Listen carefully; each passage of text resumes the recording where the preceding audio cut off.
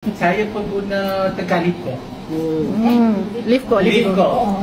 Dengan spotter Lifco tu, kaki saya bekok boleh jalan. Kalau saya mengesok duduk mana tadi? Kalau bekok kaki. Dengan spotter Lifco. Tanpa cok, tanpa berat, tanpa gapo. Sebab kita tengok orang ni untuk berat, untuk dah, okey. Jadi saya ambil Lifco spotter tu, dan hari pertama kaki saya bekok, saya boleh berjalan. Saya umur berapa? Umur 40. Dah kena. Memang saya high-tech, memang apa tahu saya memang kronik. Dia bukan 13 tahun dah. 13 tahun saya dah. Saya lagi. Sebab saya kalau pergi Tanah Merah tu, temu jalan saya tak boleh sekitar Temu Tanjung Tanah Merah. Jauh dengan jauh tinggi. Sebab saya memang gaut saya memang saya tak nak jalan. Kalau saya sakit saya mengesok. Kalau berbual dengan lagi pun ada botol. Bekok mana? Bekok semua, kaki, lutut, berkulali, sendi tangan. Yang memang tangan.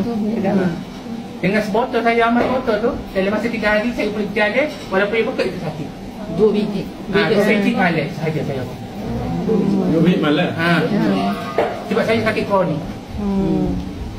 Sambil saya masih fikir untuk gaut tu, darah tidur saya dulu. Daripada 210 sampai 185. BP. Nak atas, nak bawa daripada 110 sampai 80. Loni. Saya 4 bulan sekali saya jumpa sekitar Batu Merbau. 4 bulan sekali. Pak kata baru dia boleh pakai kasut tu. Memang boleh, tak ada dah bonjol dia kasut. Bonjol lagi kaki, tak ada kaki. IC unit tu, berketuk, tak ada. Boleh pakai kasut. Boleh tunjuk. Ada gambar. Kaki tu bonjol dia belakang. Tak boleh nak.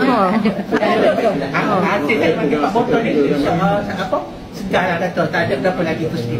Tak ada kasut apa, saya naik tangga pun bebas. Naik tangga tu sekarang kalau naik tangga 2 motor tangga memang boleh tidur tak boleh jadi.